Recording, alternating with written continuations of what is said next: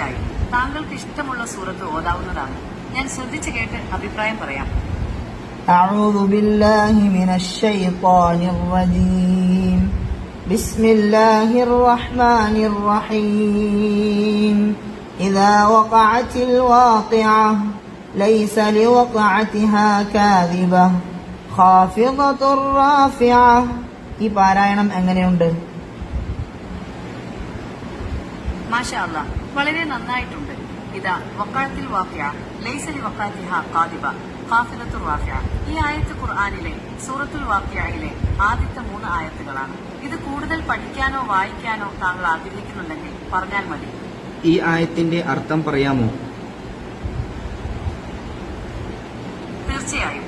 ഈ ആയത്തിന്റെ അർത്ഥം ഇതാ വഖഅത്തിൽ വാഖിഅ സംഭവിക്കേണ്ട സംഭവം ഉണ്ടാകുമ്പോൾ ലൈസ ലിവഖഅതിഹാ ഖാദിബ അതിന്റെ സംഭവ്യതയെ നിഷേധിക്കുന്നവർ ആരും തന്നെയില്ല. ഖാഫിദത്തുർ റാഫിഅ അത് ചിലരെ താഴ്ത്തുകയും മറ്റു ചിലരെ ഉയർത്തുകയും ചെയ്യും. പഠിപ്പിച്ചതിന് നന്ദി. അൽഹംദുലില്ലാ, ശുക്രൻ.